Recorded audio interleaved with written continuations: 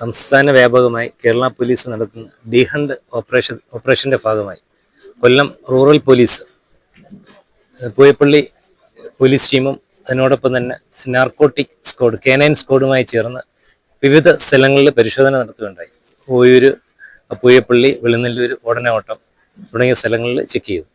സംശയാസ്പദമായ വീടുകൾ, കടകൾ, കൂടാതെ ചരക്ക് വാഹനങ്ങൾ, ഇത് നേരത്തെ കച്ചവടം ചെയ്തിട്ടുള്ള സ്ഥലങ്ങൾ, കടകൾ, ഇവിടെ എല്ലാം റെയ്ഡ് കണ്ടക്ട് ചെയ്തിട്ടുള്ളതും കൂടാതെ ഈ K9 സ്ക്വാഡുമായിട്ട് ബന്ധപ്പെട്ട സ്നിഫർ ഡോഗിനെ ഉപയോഗിച്ച് ചെക്ക് ചെയ്യുകയും ചെയ്തിട്ടുള്ളതാണ്.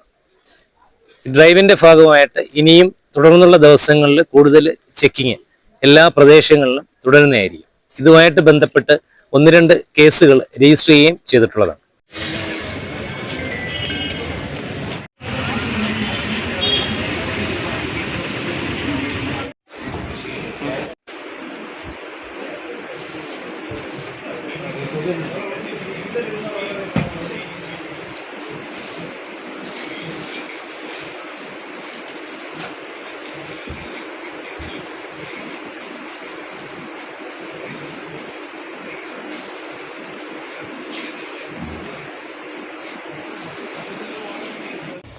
മയക്കുമരുന്ന് കൈവശം വയ്ക്കുന്നവരെ കണ്ടെത്തുന്നതിനായി പോലീസിന്റെ ഓപ്പറേഷൻ ഡി ഹണ്ട്.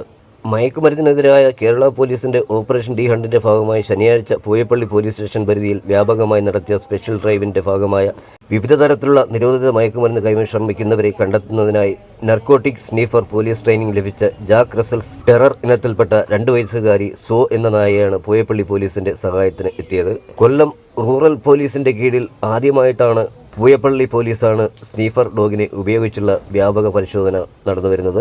പ്രധാന ജംഗ്ഷനുകളിലും പലചരക്ക് കടകൾ, മുറുക്കാൻ കടകൾ, ഓട്ടോറിക്ഷകൾ, ചരക്ക് ഗതാഗത വാഹനങ്ങൾ, സ്വകാര്യ ബസ്സുകൾ, KSRTC ബസ്സുകൾ, സ്റ്റേഷനറി കടകൾ, പച്ചക്കറി വ്യാപാരം നടത്തുന്ന കടകൾ, അന്യസംസ്ഥാന തൊഴിലാളികൾ താമസിക്കുന്ന ഇടങ്ങൾ എന്നിവിടങ്ങളിലാണ് പൂയപ്പള്ളി പോലീസ് സ്നഫർ ഡോഗിനെ ഉപയോഗിച്ച് വ്യാപക തിരച്ചിൽ നടത്തിയത്. Pooyappally station house officer Biju STയുടെ നേതൃത്വത്തിൽ സബ് ഇൻസ്പെക്ടർ രജീഷ് മാധവൻ അടങ്ങുന്ന പോലീസ് സംഘമാണ് റെയ്ഡ് നടത്തിയത്.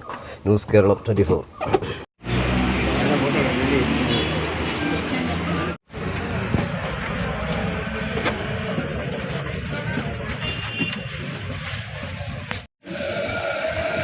Yang ngarang apa nih?